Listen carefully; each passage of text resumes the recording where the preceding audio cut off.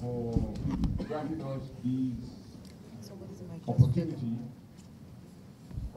to pay you a visit and to discuss issues affecting as they affect our party and even as they affect the government that was elected on the platform of our party.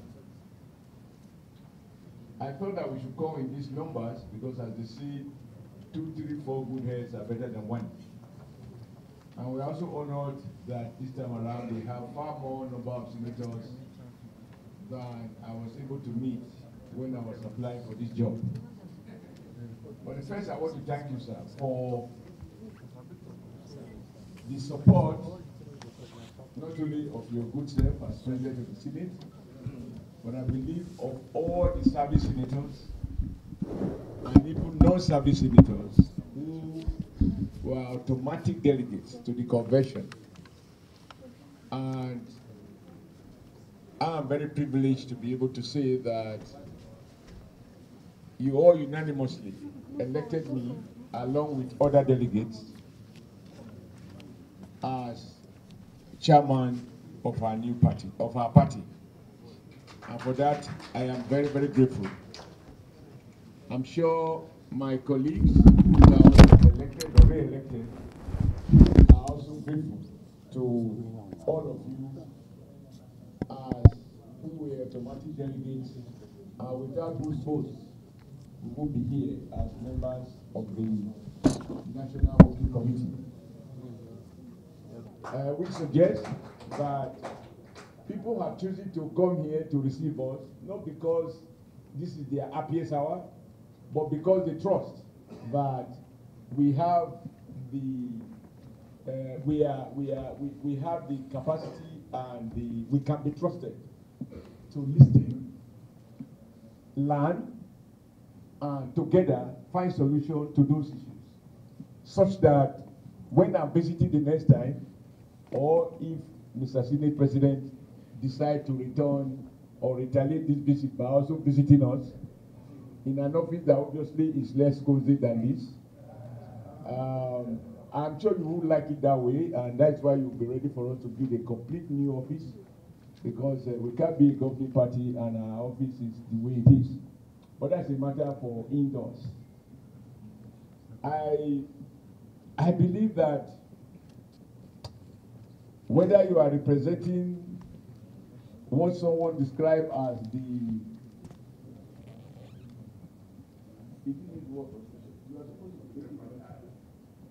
disenfranchised people of or sections of our party, because we're in a dynamic environment, one can seem to have been disenfranchised and it can be re-enfranchised if the will is there. There's always a saying that if there is a will, there will always be a way. I am aware that there are people who are worried about the way in which, in the course of the conventions at the ward levels and unit levels and state levels, that they think the party structure has been taken or not taken. I think what we should worry over is whether our place in the hearts of our people, whether it is sustained or not sustained.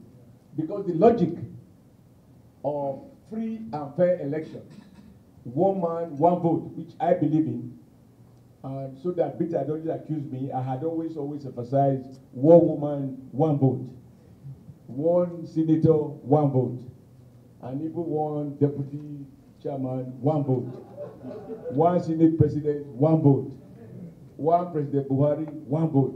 Now, if these are core values that I believe in, and I believe our party subscribe to those, then we should only worry about what our people think about us in terms of our future political engagement.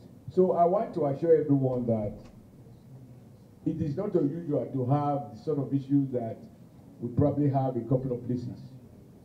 But I bring aboard a determination working with you and together with you to address each of those problems with a view to finding sustainable solutions and win-win solutions.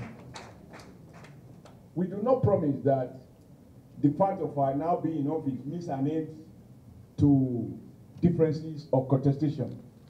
In fact, I would like to deepen the contestations, but to move them away from individual grievances to contestation on policy choices and policy options, on governance issues, on all of those issues that affect the quality of service delivery and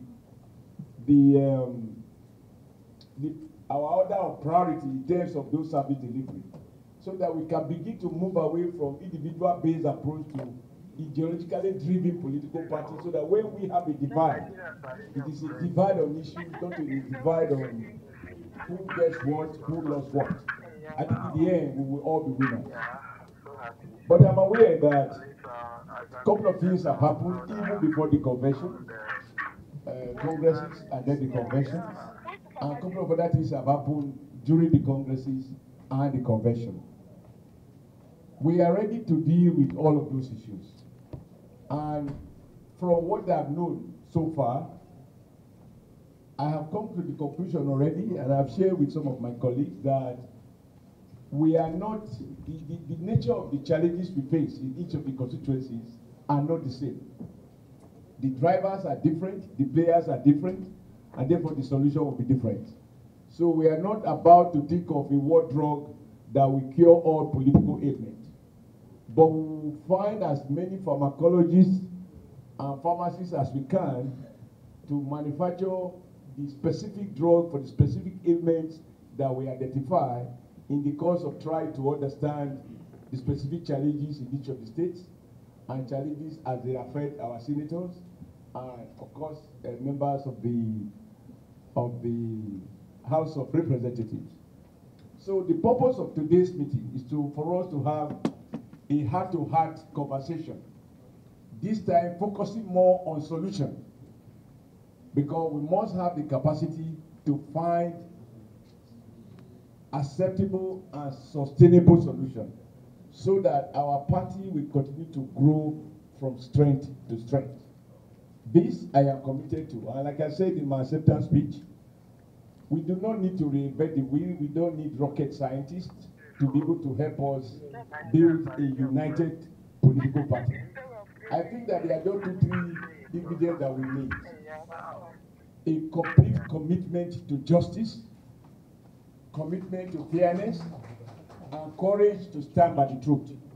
Once we do that, I believe we will find sustainable solution. I want to reassure you, Mr. President of the Senate and distinguished senators, that for my colleagues and I, we have no business going through that 24-hour, 48-hour rigorous convention to be elected at our present age, different age, to begin to have less than 5 hours a night of sleep if the sacrifice we made will not translate to a stronger, better, democratic political party. And that is why, for me, I think we should stop celebrating our size. I am not fascinated when people say we are the largest party in Africa. Because in economics, you could suffer from diseconomies of scale. You can become too big as to become dysfunctional. And in the modern world that is knowledge-driven, small can be beautiful. So I want to speak to democratic party, cohesive party, united party, the most powerful party. And this will be measured not by ourselves, it will be measured by not just observers, it will be measured by the Nigerian people in terms of what we are doing, how we do it, and the cohesiveness that they can see. So that is in our hand, and it is those values I want us to go to celebrate in future.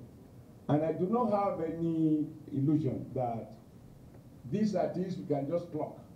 They have to be the result of conscious hard work to have a united house. So I ask you, Mr. President of the Senate and distinguished senators, to trust that working together along with our leaders who are not here, we are committed to finding solutions that everyone will be able to smile, remain in the house, work in the house. We do not subscribe to the position of anyone who says anybody can go anywhere. Like I said, sir, with our eyes open, we left our various parties. We didn't just walk out of them, we dissolved them. And the reason we dissolved them is that so that we never return back there. Once we have dissolved them, we must remain in the one that we have built on the principles of progressive politics. You know, if there are discomfort in the house, identify the discomfort and remove them. Make the house as comfortable as we had envisioned it to be, and within that house, work together to rebuild Nigeria and sustain the changes that we have promised. As you know, sir, I don't like to make long